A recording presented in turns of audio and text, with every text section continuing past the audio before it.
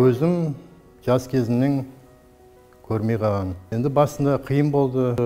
Кітапхананың ішінен зағип және компьютер және брайлист үйірмесін ашып жұмыс бастадық. Енді содан бері біраз адамдарды үйретіп шықтым. Зағип балаларды компьютерлік техника және сенсорлық Android, iOS телефонда жұмыс істеу оқуын оқып келдім. Содан бері осы болашақ мектеп интернатының балаларын осы бағдарлама бойынша оқытып үйретіп жатырмын.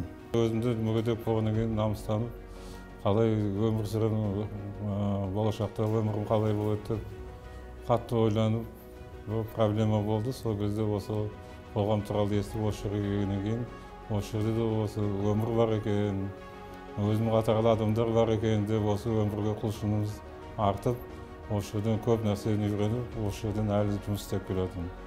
Мекемеміз полуподвальный дейді, бірінші этаж ғой.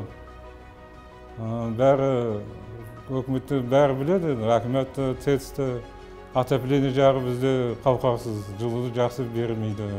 Сол себепті мына кітапханада да кітаптарды салқын болады, кітаптардың бұзылуына әкеліп соғады.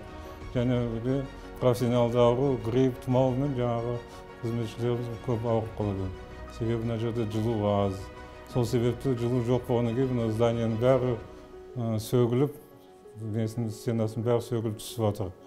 Сол жағынан бір көмек болса. Өзім ортамды таптым, және осы қоғамды таптым, және өзім өмірге деген құштарлығым артып, енді өзіме керекті нәрселерді осы жерден таптым.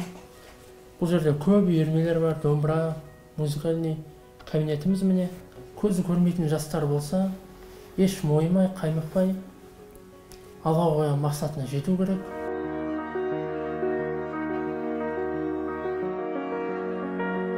Жұмыс жағын көбірек ашса, сол кезде зағип жандарымыз кәдімгідей бір жақсы деңгейге жетеді деп ойлаймын. Өйткені ол өзін-өзі таныту, әрине бір жағынан жаңағы ақшалай көмек болады жанұясына. Жастарымыз бар.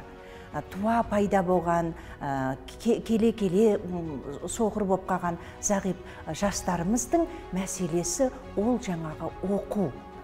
Вуз дейді ғой, высшее учебное заведениесі бар, жаңағы техникумы бар, училищесі бар, сол жерлерде жағдай жасалса керек.